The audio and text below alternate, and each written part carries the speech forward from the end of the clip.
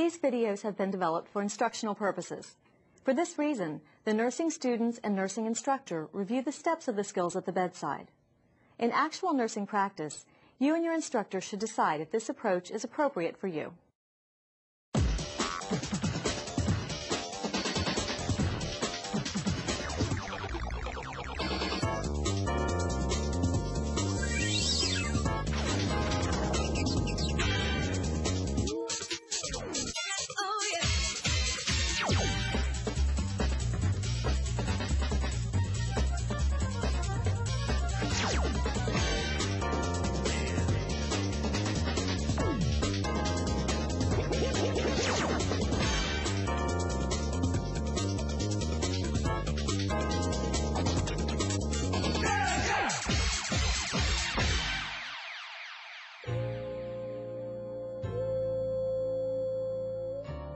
Can you believe I had a dream last night about injections? Oh, man. Are you okay? Yeah. My parents are in town, so I let them stay in my room, which means I get the... Their mattress. Exactly. Oh, man, it totally, deflates by the morning time. Yes. Which means I end up waking up feeling like I've been through some sort of medieval torture. When my parents come in, I have to get the pull-out couch, which has that horrible bar down the middle. The worst. Sounds rough, guys. Okay, today our focus is going to be on administering medications through the parenteral route, which means injection or infusion. Anna, what are some of the differences between medications administered through the parenteral route and those given orally or topically? Let's see. Parenteral medications are absorbed more quickly, and they begin taking action more quickly than medications given by mouth or through the skin. Very good. Now, some of the things you should be focusing on today are preparing medications from an ampule or vial and landmarks for intradermal, subcutaneous, or intramuscular injections, okay? Okay. Okay. All right. Okay. So as the three of you work today, I'll be catching up with you individually to review techniques and discuss procedures. And as you visit your patients, be sure to stop me if you have any questions, okay? Okay. All right, sounds good. Let's get started. All right. See you guys. How long are they staying for? About a week. You guys have obviously been doing your homework. All right. Are you ready to give your patient her medication? Yep. Is the medication in an ampule or a vial? An ampule. Okay, good. And just remember, when you're withdrawing medication from an ampule, be careful not to contaminate the needle by touching it to the rim of the ampule, and handle the syringe plunger by the knob. Now, what has the patient's doctor prescribed? She's receiving vitamin K, 10 milligrams by injection. Okay, so what will you need to get the medication ready? I'll need a sterile syringe, a filter needle, an administration needle, the ampule of medication, the MAR, and a small gauze pad, right? Right. So to begin, I compare the medication order against the original order, clarify any inconsistencies. I also check the allergies and the expiration date. And I'll remember to use the 3 checks and the 5 writes, just like with the other medications. Good. So why don't you begin, and I'll hang on to this for you. Okay. My first check is to read the MAR and choose the right medication. My patient's receiving vitamin K, 10 milligrams by subcutaneous injection at 8 a.m. With that, I will take the medication from the drawer.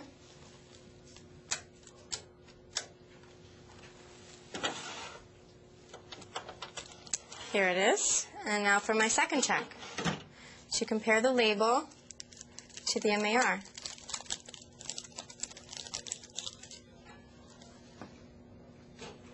Good. Now I tap the stem to move any medication that's in the stem down into the body of the ampule. You could also hold the ampule vertically and quickly twist your wrist. Now, what's the next step? Now I will break off the stem by wrapping a small gauze pad or a dry alcohol swab around the neck and giving it a swift snap to break off the top at the scored line in the neck. Now, when doing this, always remember to break an emotion away from your body. Right. Just like you did. Right. So now I set the ampule on a work surface, attach my filter needle, and withdraw the medication. I prefer to insert the needle into the ampule while sitting upright on the workstation. I could also invert the ampule while withdrawing the medication.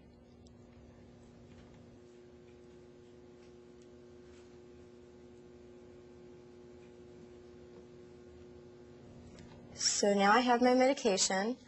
I remove the needle from the ampule, tap my syringe with the needle facing up, and carefully push on the plunger to expel any air bubbles. Now, why is it so important to do this only after you've removed the needle from the ampule? Because injecting air into the solution while the needle is still in the ampule increases pressure in the ampule and can cause the medication to spill out. So now I recap the needle and compare the amount of medication I have in the syringe against the amount needed to deliver the correct dose. Compare the ampule label and the amount of drug in the syringe with the MAR for your third check, Jeannie. Done and done. I'm just going to remove the filter needle, attach my administration needle,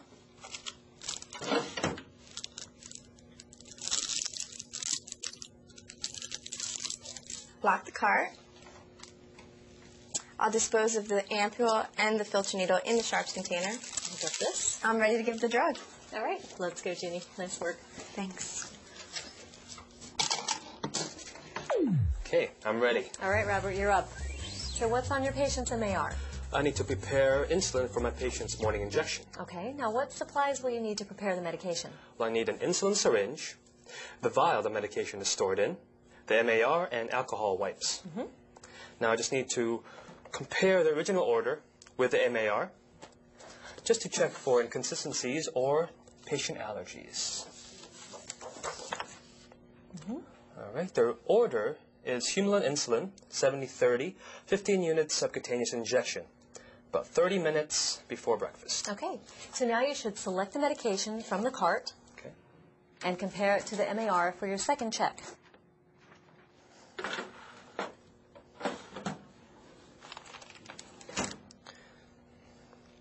Okay. Now I just need to agitate the vial to mix the contents. There we go. And I'll take an alcohol wipe and swab the stopper. And now just open the package of the syringe and uncap the needle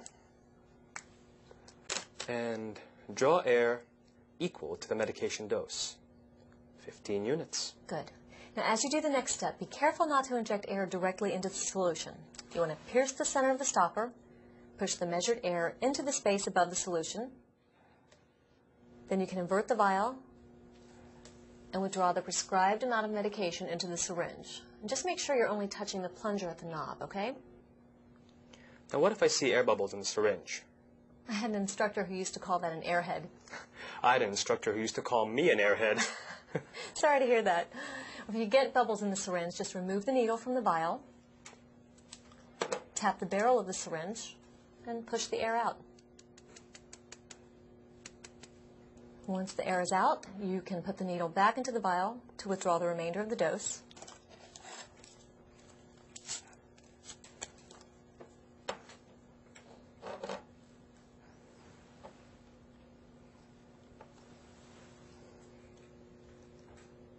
Then remove the needle. There we go. That's good. 15 units. Now just cap the needle and compare the vial label and the amount of insulin in the syringe with the MAR for my third check. Okay. Now, since you're using a multi-dose vial and it's already opened and labeled, you can store the vial when you're finished and proceed with administration. Okay. I'll get your trash. Thank you very much.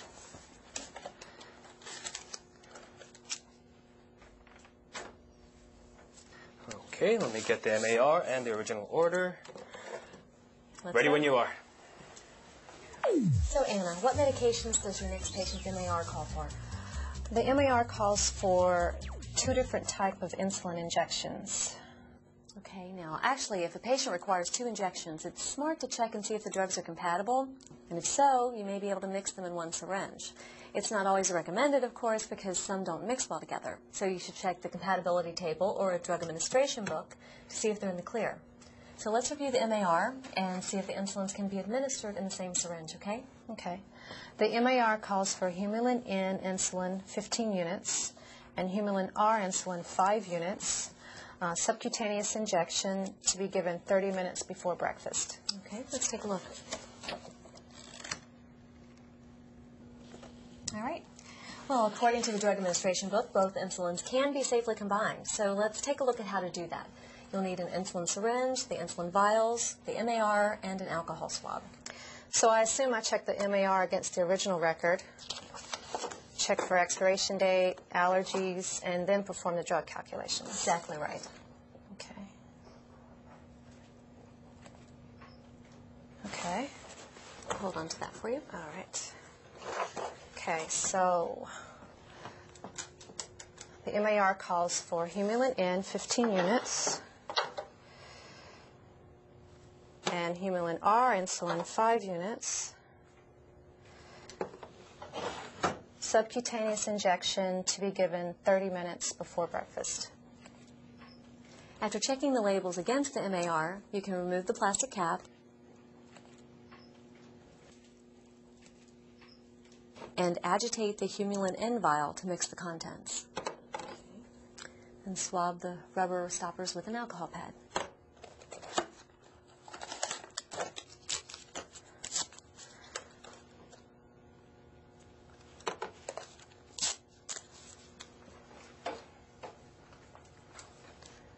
And next, Remove the cap from the needle.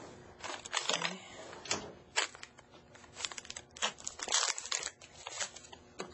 And inject air into both vials. Start with the vial that's in a suspension. So that would be the Humulin N, Right. Okay. So just draw air into the syringe equal to the dose of insulin. So 15 units. Okay. 15. Now inject air into the modified suspension insulin preparation. And remove the needle from the vial. Okay. Then we move on to the second insulin, the Humulin R, and withdraw air in the amount of the dose into the syringe, in this case 5 units. 5. And inject the air into the clear insulin preparation. This time, however, do not remove the needle from the vial. I mean, I can just invert the container and withdraw back the 5 units of Humulin R. Just make sure there aren't any air bubbles and ensure the dose is exactly right. Okay. 5. That looks good. Now you can remove the needle from the vial. Okay. Then I can clean off the stopper of the Humulin N and then insert the needle into the vial. Right. And just be careful not to push any medication from the syringe into the second vial. I invert the vial and slowly withdraw back the 15 units of Humulin N.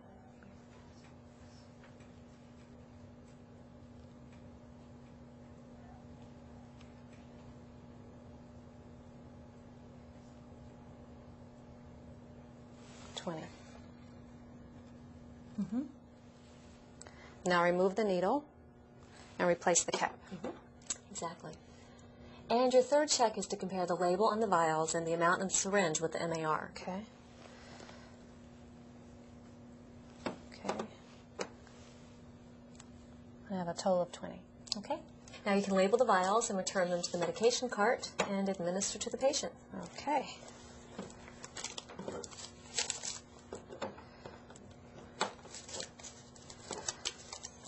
Grab this for you.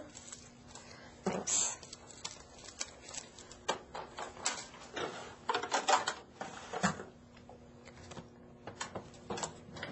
Okay, lots to the insulin.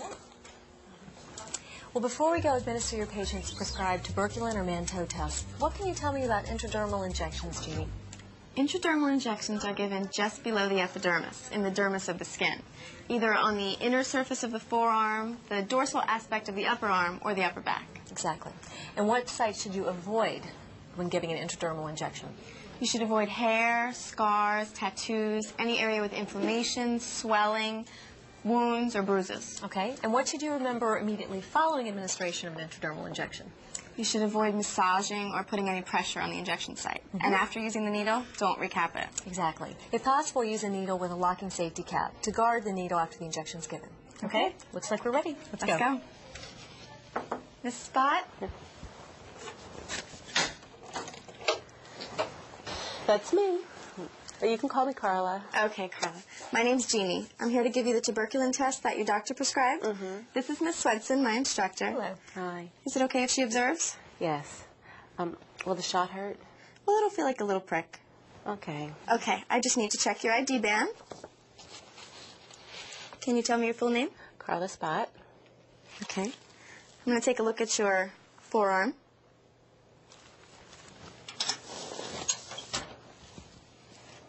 Put it right up there. Now I'll begin by cleaning the inner aspect of the forearm with alcohol using a circular motion, moving outward from the injection site. And allow that to dry. You hold the syringe in your dominant hand and remove the cap by pulling it straight off. Now be careful not to touch the needle. You want to keep that sterile. Okay. Now with your non-dominant hand, spread the skin at the injection site, but be careful not to touch the cleansed area. Now hold the needle at a 10 to 15 degree angle, almost against the skin, bevel side up. Okay. You're going to feel a prick now. I'm going to insert the needle into the skin about 1/8 of an inch so that I can see the needle through the skin and the dermis barely covers the bevel of the needle. Then slowly inject the medication and watch for a small wheal or blister to appear. Quickly withdraw the syringe at the same angle it was inserted. Now I'll slide the needle guard into place, and on my way out, I'll dispose of the needle and the syringe in the sharps container. That it? All finished. That wasn't so bad at all. Like I said, a little prick. So Jeannie, as we discussed, be sure not to massage or apply pressure to the injection site, perform hand hygiene, and document the time, date, medication, and medication site. Okay, All I got right. it. One of the nurses will check your arm in 1 to 3 days for any reaction to the test. In the meantime, try not to rub or scratch the test site, okay? Okay. Can I get anything else for you, Carla? No, thank you. Good job, Jeannie. Thank you. Thank you, Carla. Thank you. Bye. You have a nice afternoon. You too. I think I've got it. And that's that. I have the MAR, the medication, the gauze, alcohol wipes. I'm ready to give an injection. Very good, Robert. Oh, but first I have a question. Of course, what is it? I just want to make sure that I have the injection sites right for subcutaneous injection. Outer aspect of the upper arm, Right. at the abdomen from below the costal margins to the iliac crest, the anterior aspects of the thigh, and the upper back. And also the upper ventral or dorsogluteal areas. Oh, that's right. I keep forgetting that one. Thanks. Now remember to avoid sites with scars, inflammation, swelling, tattoos, wounds, lumps, bruises, or nodules. Gotcha. Now what else can you tell me about subcutaneous injections? Well, they give the injection in a tissue that lies between the epidermis and the muscle, with a volume limited to 1 milliliter of fluid. Good. It's important to remember that everyone has different amounts of subcutaneous tissue at different sites on the body. So sometimes you will have to spread or bunch the skin to more accurately deliver the medication. Okay. Now, with subcutaneous injections, at what angle should I hold the needle? Anywhere from 45 to 90 degrees, depending on the amount and turgor of the tissue and the length of the needle. Like so? 45 degrees, 90 degrees. There you go. Okay, I think I got it. Very good. I'll observe while you administer to the patient. Gotcha. Let's go. It's over, and what a success it was. Madsen's Mrs. Wierenski, Hey there. I was wondering where you were. Shot time? I'm afraid it is. Oh, goody. My favorite time of day. Well, this is my instructor, Miss Swenson. Hello. Is it okay she observes? Sure. He's my favorite student. Give him an A. Oh, Robert is very good. Stop it, guys. May I see your ID band, please? Can you tell me your name? Martha Warinsky. Great. Now, I have the medication here to help your body make more white blood cells. Is that all right? That's fine. I'm all ready. Okay, good.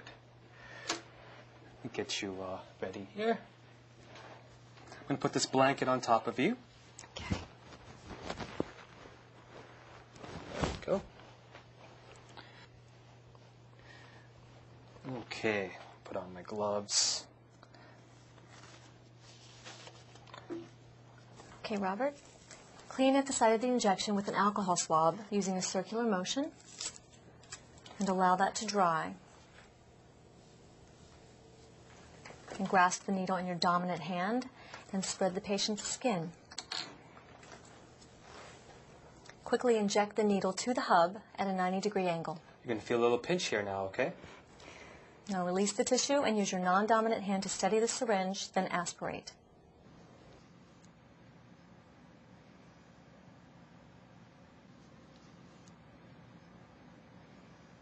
Withdraw the needle and massage the area gently with the dry gauze. All right, there we go. We're all finished. Already? Yep. Can I get you anything else before I go? No, thanks. I'm fine. Great. Okay, you want to dispose of the needle according to your facility's policy, perform hand hygiene, and document on the MAR, Robert. Clean this up for you here. Cover you up. You doing all right? Yes. Good.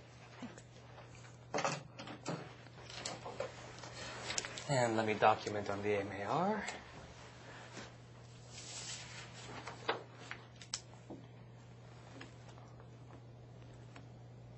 Nice work, Robert.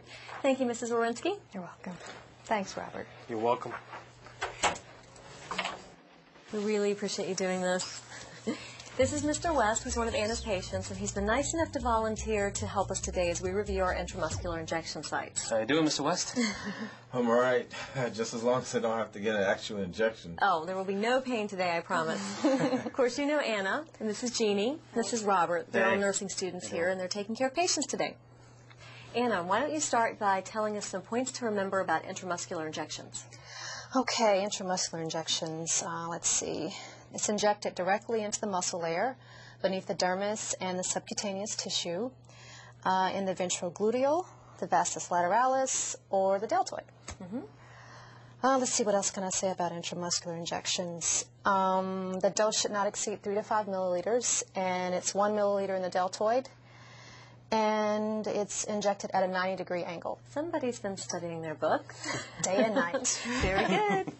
Jeannie, why don't you demonstrate the ventrogluteal site on Mr. West, okay? Okay. Do you mind? I'm going to pull the blankets down. Okay, here we go. Thank you. With the patient lying on his side, with his hip and knee flexed, place the palm of your hand on the patient's greater trochanter, with your fingers pointed towards his head. Use your right hand on the patient's left hip to locate the landmarks, or left hand on the right hip. Form a triangle with the index finger and middle finger by putting your index finger on the anterior superior iliac spine. And I'll extend my middle finger dorsally and palpate the crest of the ilium. And my injection site is right there at the center of the triangle. Okay, very nice. How about the vastus lateralis? Anyone? I'll take that one. Okay.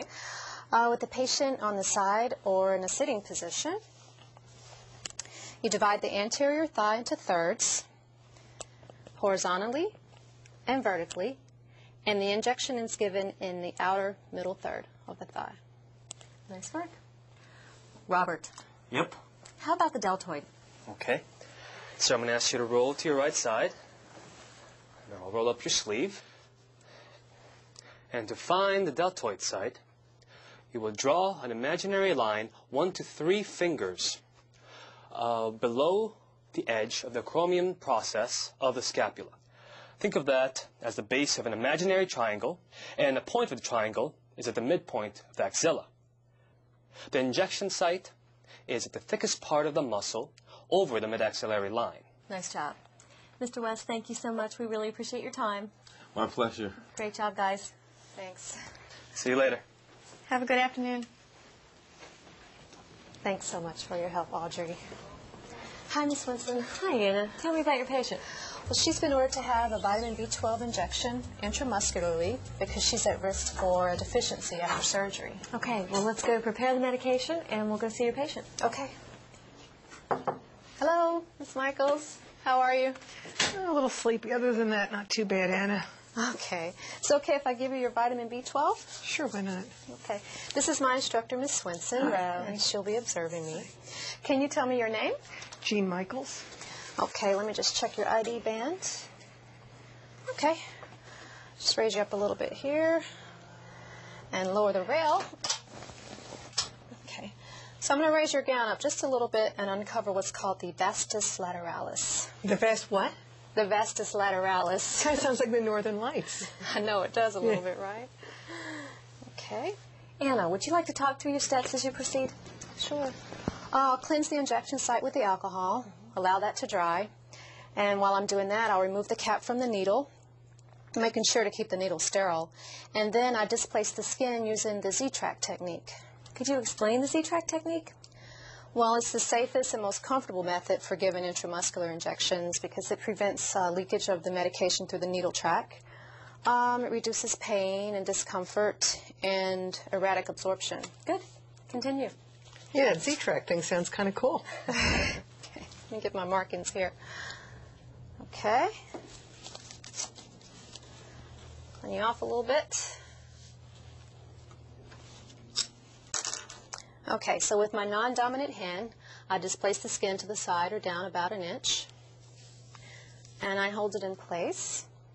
While I'm holding it in place, I take the syringe and I inject it into the tissue quickly at a 90-degree angle and continue to hold it in place with my non-dominant hand. And aspirate by slowly pulling back on the plunger for at least 5 seconds. Okay. If no blood appears, then you inject the medication at a rate of about 10 seconds per milliliter of solution. Okay. Well done. Now you can steadily withdraw the needle and let go of the displaced tissue. Careful not to massage, but apply gentle pressure to the site with a dry gauze. Engage the needle guard and properly discard the needle without recapping. Okay. Is there anything else I can get you? Any chance I could lunch a little early today? I'm feeling a bit hungry. I'll see what I can do. Appreciate it. Thank you, Miss Michaels. Thank you. Let me just get your rail back up here. Do you want your head up a little bit? That's good, thanks. How's that? Perfect, thanks. All right, so I'll see what I can do about lunch. Thanks.